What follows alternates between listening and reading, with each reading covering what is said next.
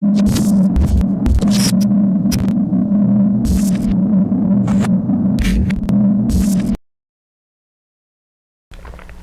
guys, welcome to the show. I'm Manny. I'm Terrence. And here are the goods.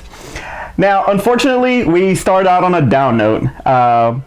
Same singer, awesome pioneer of rock music, early rock. David Bowie recently passed away. He was 69 years old. He died Sunday, I believe. Yeah, something like that. Something like that. He was, an awesome, influence, especially in the British music scene. And right? the Goblin King, come on. Yeah, well, I was about to get to that. He starred in the 1976 cult classic Man Who Fell to Earth when he started transitioning slowly into film. He was best known as the Goblin King in Labyrinth. That was in 1986. In 1983, he starred with Susan Sarandon in a movie called The Hunger. Do you remember that one with the vampires? Yeah, I do remember that. Actually, that was one of the first vampire movies I had ever seen. Yeah, and he was really good in that. His music was, for the time that it came out in. Oh yeah. Now here's the funny part. Yeah. Funny part is that his actual name is David Jones, but because of Davy Jones from the Monkees, he had to change it to David Bowie. Wow. Yeah. Doesn't he wish that he kept his real name? Not at all. I think God bless Davy Jones, because I think David Bowie is a better name. But who would have been a bigger Davy Jones? Davy Jones. You don't think David Bowie would have passed? No, if they both would have been Davy Jones. Okay, well, what if he'd have been David Jones and he'd been Davy Jones? Who would have been David Bowie? Anyway, hey, you're going to be missed, and your music and everything that you put out there on film is going to live forever. So love you. Exactly. Similar horror fans. Angus Scrimm, who played the tall man in the Phantasm movies, has also passed away. He passed away at 89 years old. He actually first appeared in Phantasm in 1979, and it spawned several sequels. He's a horror icon, and my thing about that is that 30 yeyears ago he looked like he was 89, so like it's kind of well, I think his trademark look was like the scowl like this. Exactly. So I guess when he's passed now, and I think that's how he's gonna be at the wake. I think. That's okay, Angus, we love you even more. And thank you. I mean, we've lost several horror icons. We lost Craven, we lost Gunnar Hansen, who played Leatherface, and now Angus Scrimm. So, Robert Englund's on the watch. I hope not. I love Robert Englund, so please no. Okay. So get another Nightmare on Elm Street out there soon, please. So sticking into the horror icons, obviously, we got some horror iconic shows from back in the day. In 1989, you remember this? We had the Tales from the Crypt, a show that was on HBO. Do you remember that? And we had John Kassir, who comes out to a lot of the cons and stuff, and he does his voices, does great voice work. But he's most notably known for his voice as the Crypt Keeper. Yeah. And the that was awesome. So the show's coming back. It's coming back to TNT. Wait, are you serious? Yes, it's executive produced by M. Night Shyamalan. Oh God. And God. Are we gonna have a twist every episode? I hope as long as it's not Lady in the Water or the Village. Maybe it's a little Sixth Sense, maybe, but not. Please, no Village. Please, M. Night, no. And I've even seen After Earth. Did After Earth put him on TV? Is that how bad it was? No, I'm just really trying to think of it. And it's like, okay, so they were always like I guess it was kind of serialized for the episodes and like an anthology type deal but I feel like they're gonna put a twist in every episode, possibly, and that's fine. But it's gonna get so cliche after a while. You're just gonna expect it. If it doesn't have a twist, the twist is gonna get stupid. And that wasn't the whole thing. Was about like, I guess because it wasn't unresolved in the old Crypt Keeper show and Tales from the Crypt. That was a twist, and nothing really was resolved. You had different episodes, different stories, and the thing that worries me about it is the fact that it's on TNT. Before it's an HBO show, man. It's an HBO show that got away with a lot of things, a little gore, language. The content was a little bit stronger. That's where I saw my boobs, man. So this one's going to be a little watered down. Whether or not they use the same stories or reboot those same stories or or come up with different ones. Who knows? Boobless? Maybe, or pasties or something. Anyway, no. So you know, the first one started out with good directors like Walter Hill, Robert Zemeckis, Richard Donner, Tobe Hooper. Some good directors. Most of our great directors get their roles in first starts in horror. So well, you know, these guys were well established, and for them to come together to you know, collaborate on this show back in '89 was awesome. So let's see who collaborates with M. Night and nobody. You know, Nobody. Another thing that was interesting about Tales from the Crypt back in '89 was that you had numerous of guest stars, and I'm talking about really good stars that were you know, highlighted on these shows, like Demi Moore and, you know, all these different things. I can't remember if Bruce Willis or Schwarzenegger was on there. I can't remember. I know Schwarzenegger directed one. I know that. But we had, you know, Jada in the movie. You had what? We had Jada in the movie. Oh, that's right. And we had Jada Pinkett on the what was it? Demon Knight. Demon Knight. Billy Zane. Demon Knight. Yeah. Bordello of Blood had Dennis Miller, and you know. He was comic. I'm out of here. Anyway, God. So you know, hopefully we'll see what happens. You know, hopefully it does something. TNT puts out some pretty good stuff, but I just I'm kind of worried about the content. That's kind of thing. Cut your losses with Shyamalan. All right, so Toho Studios recently released a. I'm excited. I don't know why I didn't wear a Godzilla shirt. Of Godzilla. They're rebooting Godzilla. And if you see the updated Godzilla, he is really damaged. Like, he is scarred. He is, you know, his flesh is coming off. His eyes are bugged out. He looks burnt, bad. So here's my theory. Really, all right, is if this is a direct sequel to Godzilla 85 when he falls into the volcano.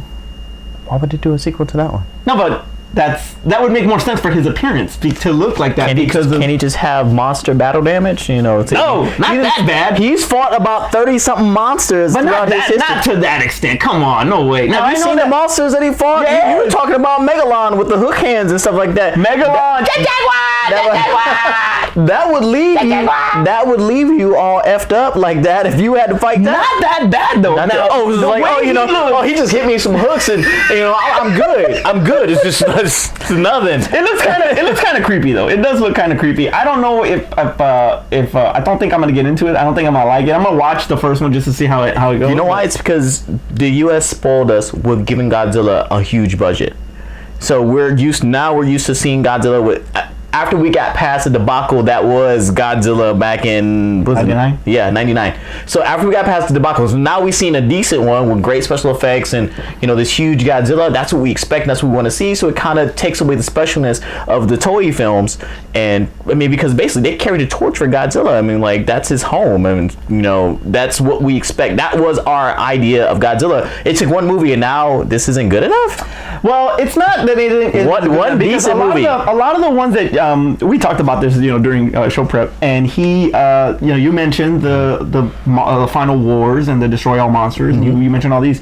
Those were iconic Godzilla movies. Those were Toei films, but they looked great. He looked great. It was awesome, and my favorite Godzilla is Godzilla 85. As far as the way he looks, that's my favorite one. Right. But Godzilla's been around for like 50 years now, and actually, it's Biollante. Godzilla vs. Biollante is actually the direct sequel to 85.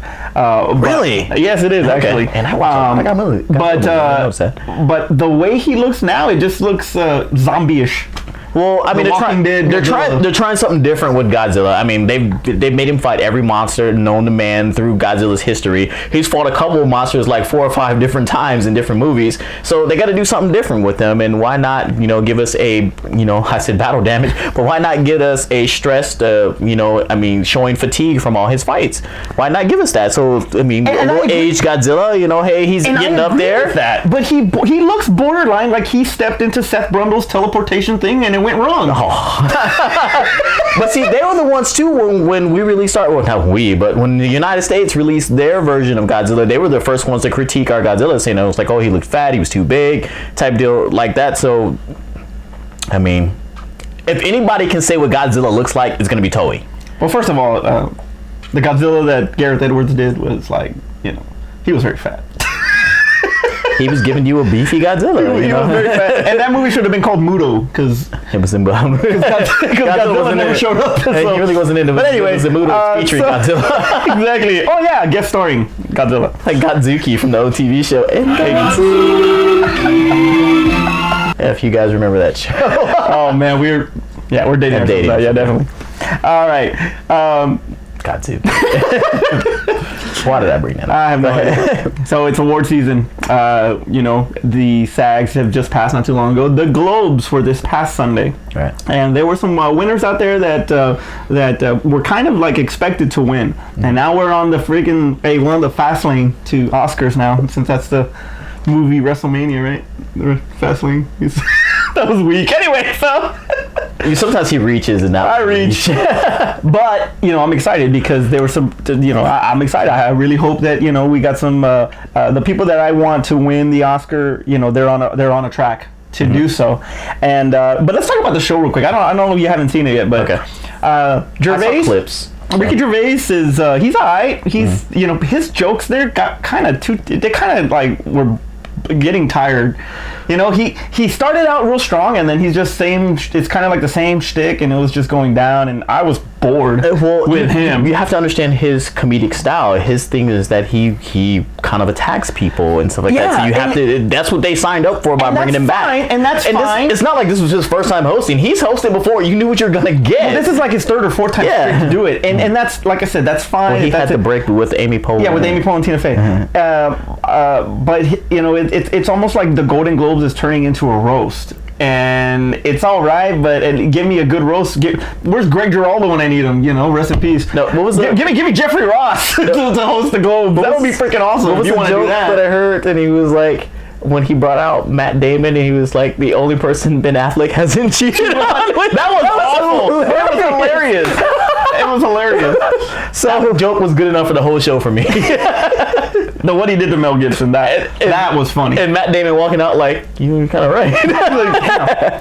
So, Best Picture went to The Revenant. Revenant actually did pretty good. It got awesome. It got Best Picture drama, and Best Actor for Leonardo DiCaprio. He got Best Actor, and Best Director for Alejandro González Inarritu. I think I said that right. I don't know. The one Sean Penn said. I'm glad you had to say it. I did not say it. The one that Sean Penn said last year that he wanted to see his green card or some shit. Like, awful. And we're talking about Ricky Gervais. And we're talking about, I know.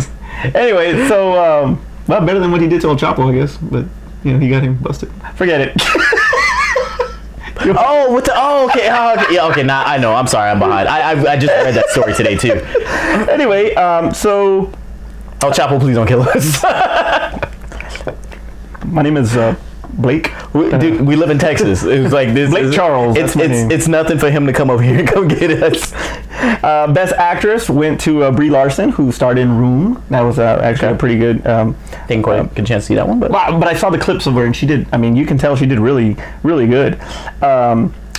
Now, this is kind of funny to me, and that is that you didn't even touch on. I'm not done. I'm sorry.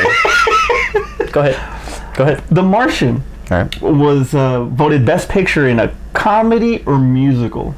Now, the Martian's got some funny parts, but that's by no means is a comedy. It's more of a soft drama or dramedy, maybe. I don't think maybe borderline sci-fi, but I would not call it a freaking comedy. No, and I think Ricky Gervais made jokes about that throughout the whole show. And really, Scott was pissed. He was pissed off about it, and I don't blame him. He was pissed about it as he accepted his award. Yeah, but it's still, I mean, he got the Best Picture for that. But it was one of those things where they couldn't sack up and say like we didn't give you an award. So they had to put it in a category that it could win, and they reached as far as like, it's got some funny parts in it. It can be kind of considered a comedy. Yeah, but I don't know. Who's gonna say that if somebody got who's gonna say Trainwreck was better than The Martian? True, but I don't think The Martian should have been there. I think it should have been. It should have been with The Revenant. It should have been categorized with The Revenant. And it should have lost. I'm sorry. Yeah, if somebody got stabbed with a knife, are you putting in a horror? No. Anyway, so now one of the bright spots for me definitely was Sylvester Stallone winning for Creed. Okay. And I have been praising this man's performance since the movie came out, last year, and it's getting even better. He's getting that notoriety that I always knew that he had, you know, for his as far as his talent, and you know, he's going to be probably the first action star to ever have an Oscar. That's my flat out action star. Didn't he get an Oscar for the original Rocky? For writing. Yeah. Okay. For writing, not for acting. So, you know, he's on that path to the Oscar. So I hope he gets nominated. I am really surprised that Straight Outta Compton was not nominated at all, and that could have been put in a musical. You know, not necessarily comedy, but musical. You know, not musical. You know what I'm saying? I get it, and that one's more of a musical than The Martian. Than The Martian. Yeah, but it's hard for me to try to think of like Straight Outta Compton as a musical. Like they're breaking out into a song like West Side Story. F the police. No, I want to hear like No Vaseline. And you just break out. Yeah, I want to see Ice Cube do little spins and stuff like that. So one of the things that Stallone has gotten a lot of flack for was he forgot to thank Ryan Coogler's director and Michael B. Jordan, his co-star. So he did come out when if you haven't read this, he did come out during the commercial break and he did thank both of them. Now, I know that for a fact that those will probably be one of the first two that he thanks if he does win the Oscar. So, yeah, I'm sure it's caught up in a moment. Yeah, exactly. You know, give it a break. He actually did say that he hadn't been to the Globe since '76. So give him a break. Wow. All right. One of the funniest things for me was Lady Gaga. She won for TV, like for American Horror Story. Yeah, for actress on a TV series. And she walked through, you know, she bumps Leo, and you know, Leo's like, okay, I'm sorry, and whatever, and he gets his eyes like a little bit bulgy. Dude, she bumped him like in high school, where like you just dare somebody to say something to you, like, you know, she walked through kind of cocky. It looked like to me, you know, and everybody's making a big deal out of it. It happens. It's not a big bumping deal. Into people. Give me a break. And they made more of a big deal about Leo's look than the fact that she demoed him as she walked past. She's like, boom, get out my way. But yeah, and then I didn't like her acceptance speech. It didn't seem sincere. It seemed kind of fake. I don't know why. Go back and look at it. I don't know why. There's just something about it. It looks like she's acting. Maybe. Is she auditioning for her next role? Who knows? Well, maybe it's one of those things where she really is mirroring Madonna a lot. With the my opinion. She projects a certain image when she's performing as a music artist, and I think that she was trying to not give off that same image, and it just seemed a little fake because we're used to her in a certain way. Maybe you're we're right. used to her as looking a certain way. It'd be kind of like Marilyn Manson came clean cut one day and was up on stage, and we're like, who's he pretending to be? Because we were used to him looking like that. So maybe, you might be right. You might be right. You know, I'm happy for her anyway. You know, she's congratulations. she's a very talented person, both on the music scene and now in the film world. So hopefully, you know, she gets some better roles. Yeah, don't stand in her way, please. Yeah, and don't stand in her way. Move, bitch. Get out the way. She's gonna be on a remix. So we've done some interesting research since we were going through. Us research? Nah. We were going through these globes, and we were, you know, getting into a discussion about The Martian being a comedy. Now, we have a little bit of a debt in the United States, and I think a lot of it stems from saving Matt Damon. In Courage Under Fire, we spent $300,000 on Matt Damon. Mm-hmm. Saving Private Ryan, we spent $100,000 on Matt Damon. Titan AE, we spent $200 billion saving Matt Damon. Syriana, we spent $50,000. Green Zone, $50,000. Elysium, $100 million. Interstellar, $500 billion. And The Martian, we spent $200 billion. We have spent $900 billion saving Matt Damon. So, the next time Matt Damon gets into trouble, go on. I'll try not to step on this. Go on. Leave his ass there. Leave his ass there. Leave him there. Leave him there. Okay? Matt, we love you. I'm just kidding. I'm just saying, you know, everybody loves Matt Damon. Matt, we love you. And, you know. Loki for life. You know, if it gets over $100, Matt, I'm sorry.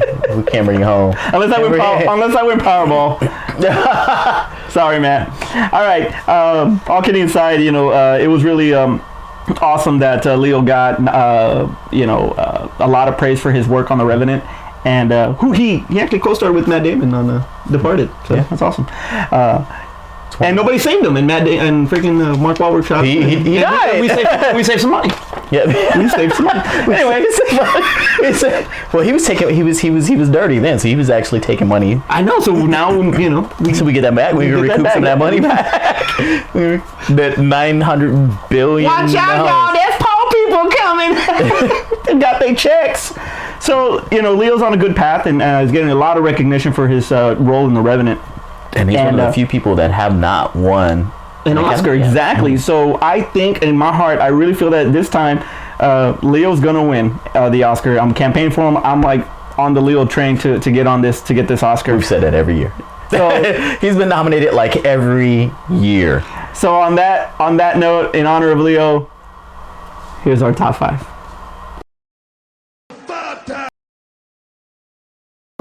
Thanks. I'm ready though. I'm ready. Hey, he's been doing good. You've been doing good better now. 2016, man. It's your year for top 5. You're doing great. 2 top 5s in a row. Top 5 Leo, baby. All right. Okay. So you know what? Leonardo DiCaprio makes DiCaprio. DiCaprio? No, that's awful. It's stumbled over my own tongue. But he makes great movies, and it's kind of hard to say like which ones are his best films. So, but I was able to choose 5, and I'm actually kind of expecting yours to kind of mirror mine, because some of his most recent movies are some of his best movies. Oh yeah, it's kind of hard. The better he's yeah, it's kind of hard to say. Like, even he had made some great films when he was young, but his movies now going forward, these are like his best films. He's in his stride, his prime for acting. This is where if he does not get one this year, it's almost like, when the hell are y'all ever gonna give him a demo? It should give him the award just for saying, like, being nominated every year. Was it like Susan Lucci? Yeah, like where like she did all this work and it took her forever before she finally got an award. Well, it's kind of like, don't make Leo that. It's kind of like Scorsese, Yeah. He finally won for The Departed, but Departed really wasn't his best movie. Mm-hmm. I would have gone with Goodfellas, but it got beat by Dances with Wolves. That might be on my list. Anyway, go ahead. All right, so my top 5. All right, so we're gonna start with number 5, and it's actually funny because until I saw the movie yesterday, I probably wouldn't have thought it would have been in my top 5, but after I saw it, it was such a great movie. I stayed up all night watching the movie because it's a long movie, and it's The Revenant. That movie is amazing. It makes you look at what do they call that era? Like I was thinking like the Wagon Trail game when you were a kid, but basically when we're still settling the Americas, the pioneer. The pioneer age. So you always see in like older films and westerns and stuff like that where it's always hot and they're gonna dusty roads and stuff like this. This showed you that other side, like real hard struggle of like doing that same thing but in the cold, in the winter, having to really deal with Native Americans who don't like you, trying to kill you the minute they see you, having to just survive being out there in the wilderness with no food and living off the land and trying to just make it to get to some place, some type of civilization. So I mean, it showed you all that, and Leo did a great job, even in the scenes where he didn't even have like a dialogue. You saw the emotion in his eyes. It was a great movie. So I made Revenant my number 5. My number 4, because I can never keep my stuff in order, I actually put Inception, because I think Inception was groundbreaking. It's still one of the most talked about films as far as how it ended and what the ending meant. It showed us some great effects and CGI. Say what you say if it holds up or not. I still think it does, but it's one of the best movies I can think of that dealt with dreams. And the score. The score was that's amazing. That's Hans Zimmer's. That's one of the things where you automatically know if you hear that music, even a snippet of that music, you know where it came from. Stuff like Star Wars, stuff like Indiana Jones, where you hear snippets of it, when you hear something from Inception, that that's, as a matter of fact, they put that in trailers for like forever. Everybody started using that in their trailers, but Inception's my number 4. So my number 3 I actually put down was Django. He was so good in Django. He made me love a racist. He made me love a slave owner. his character, as messed up as his character was so likable, and it was just you wanted to see him get his comeuppance, but you didn't want to. Shut up. You wanted to see him get his, but you did. When it happened, you're kind of like, damn, he's out of the movie now. Yeah. So you kind of wanted to see him make it to the very end. Not like the movie was that much longer, but it's when it happened, it felt like, oh, it's justified, but dang, he's out of the movie. And I think he did a great job, and I can't imagine anybody else playing that part as well as he played that part. No. even Big Daddy, who played Big what? Oh, Cage? No. Well, I'm thinking no, not that, from the very first one. They I can't, because I'm really bad with names. What are you talking about? The beginning of Django Unchained. And they went to the first plantation. I don't know. I'll let you think about that. Okay, so one of the fun facts about that one though is there was a scene at the table where he smashes the glass and he cuts and he's bleeding. Mm-hmm. That actually happened. Yeah, that actually happened. That actually happened as a pro. As a pro, he went through it, and I mean he just continued. Yeah, he continued. He continued, and I mean, just the that's how he's perfected his craft, that he can actually take implement an improv. Yeah, by doing that. I mean, it was awesome. There you go. So that brings me to my number 2. And my number 2, right? Okay. Number 2. Number 2 is The Departed. And I know The Departed was a remake. But still, the execution of that movie was great. How you got to see it unfold, getting to know Leo as his character being undercover, his struggles, the stress of being undercover, and I mean, it was one of his best films. That, as a matter of fact, that was my best Leo movie forever after it came out. I watched that movie like so many different times. I've seen it so many times too. And I've seen it so many different times. It made me watch the actual, because I didn't really, even when they said it was a remake, I really didn't care, but it was so good it made me watch the original movie. But still, he did such a great job in that movie that it makes you, it stands alone even being a remake. Right. All right. So that brings me to my number 1. And my number 1, Wolf of Wall Street. Wolf of Wall Street is like, if any, there is no better movie than to see. One, it's Scorsese. So you get to see that excess of life. You get to see money, drugs, power, women. You get to see all of that stuff, and you get to see Leo go, full out. I was gonna say something. You get to see him go full out, and kind of in basically just become this character completely. Mm-hmm. And it's one of my favorite movies, because of him and because of other things in the movie and other people in the movie. I don't want to take any credit away from him, but that's my number 1. So. Okay, well, mine, we're pretty much similar. Now, there was one. Now, a lot of people are going to give me crap for this, and including you, including my daughter, but that's okay. My number 5 is actually Titanic. Now, here is why. Here's why. Now, it's a love story. It's great. But watch Body of Lies. Yeah. Or Blood Diamond. The reason why I like this movie and is because of what put it in his top 5 or my top 5 for him, is because it was such a big budgeted movie, and for him to carry it the way he did, him and Kate Winslet, to go through all that and carry that kind of a production, because that thing was actually supposed to come out in the summer. And it was going over budget. It was all this stuff was happening, and they had to move it to December, which was actually a blessing in disguise.